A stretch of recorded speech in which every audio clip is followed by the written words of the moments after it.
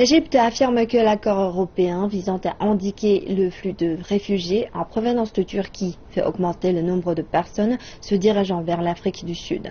Mais pour l'Union européenne qui se repose sur les statistiques, la situation serait inverse. Ici en Europe, c'est une marée humaine, des vagues de réfugiés qui ont fui la Syrie en passant par la Turquie pour finalement atteindre l'Europe. Mais en mars, ces flux se sont considérablement réduits.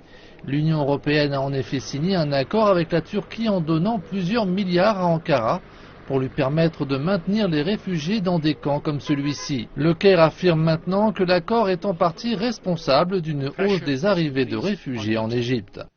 La pression a augmenté sur l'Égypte. Par conséquent, le nombre d'immigrants et de réfugiés arrivant en Égypte, à la fois en transit et à destination finale, a augmenté.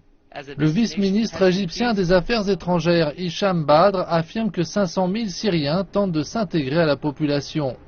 Mais l'Union européenne affirme qu'aucune preuve ne soutient l'idée que son accord avec la Turquie en serait responsable. Rien ne nous indique qu'il y a eu une fragmentation ou une réorientation de la route des Syriens autre que celle vers la Turquie. Dans le cadre de l'accord, la Turquie reçoit jusqu'à 6 milliards 700 millions de dollars. Hicham Badr précise que son pays pourrait utiliser davantage de soutien, une position défendue par les défenseurs des réfugiés.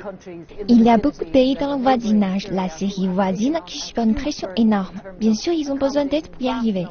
Ils ont besoin d'une aide supplémentaire, l'aide financière, et l'Union européenne a un rôle à jouer.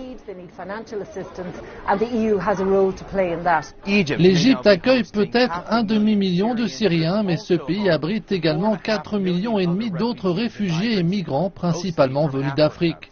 Le vice-ministre Hicham Badr estime que le coût de soutien aux millions de nouveaux arrivants dans son pays s'élèvera à 300 millions de dollars pour cette seule année.